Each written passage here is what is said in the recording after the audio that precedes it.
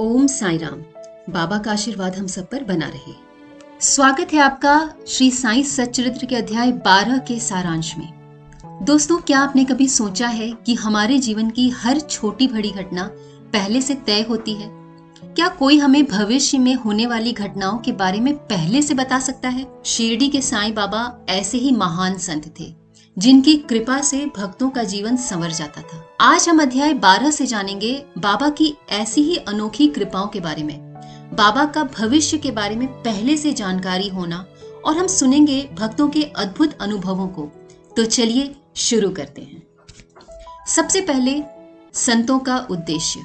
संत इस दुनिया में किसी को हराने या दंड देने नहीं आते, वे तो अज्ञान के अंधकार को मिटाने के लिए आते हैं। साईं बाबा भी ऐसे ही थे, निर्विकार, निष्पक्ष और प्रेम से भरपूर। उन्होंने कभी किसी से भेदभाव नहीं किया और उनकी कृपा उन्हीं को मिली जो सच्चे मन से श्रद्धा रखते थे। और बाबा की इस कृपा का अनुभव कई भक्तों ने किया, जिनमें से कुछ अद्भुत घटनाएं हम आपको सुनाने वाले हैं। सबसे पहले काका महाजनी और बाबा की भविष्यवाणी के बारे में। काका महाजनी जो गोकुल अष्टमी का उत्सव मनाने शिरडी आए थे, उन्होंने सोचा कि चलो कुछ दिन बाबा के साथ रहेंगे। लेकिन जब उन्होंने बाबा से कहा कि मैं आपकी आज्ञा से ही लौटूंगा, तो बाबा ने तुरंत कहा कल ही जाओ।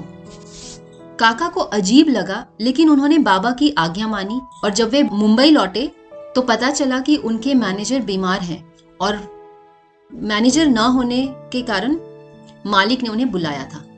अगर वे शिरडी में रुकते तो बड़ी परेशानी हो जाती। तो बाबा को पहले से पता था कि उनकी जरूरत है वहां और उन्हें जाना चाहिए। अब ऐसी ही एक कथा भाऊ साहेब धूमल और बाबा की रहस्यमयी कृपा की है। चलिए जानते हैं। वकील भाऊ साहेब धूमल एक बड़े मुकदमे के लिए निफाड़ जाने वाले थे, लेकिन बाबा ने कहा शिरडी में ही रुको। धूमल समझ नहीं पाए, लेकिन वे रुक गए। कुछ ही दिनों बाद खबर आई कि निफाड़ के मजिस्ट्रेट बीमार पड़ गए और मुकदमा टल गया।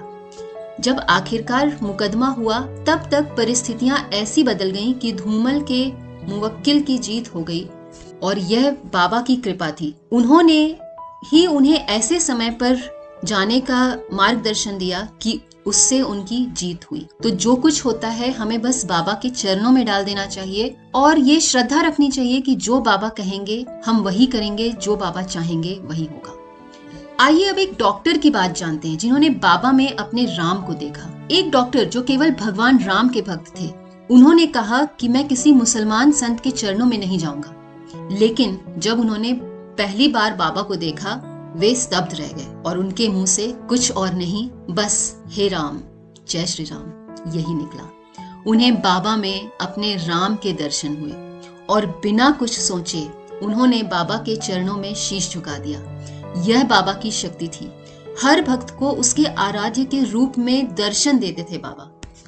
तो दोस्तों, इस अध्याय से हमें क्या सीख मिलता है? पहला, बाबा सब कुछ जानते हैं और बाबा ही भक्तों को सही दिशा दिखाएंगे। गुरु का मिलना एक सौभाग्य की बात है, और जिसे बाबा मिल गए, बस उसकी तो जीवन ही संवर जाए।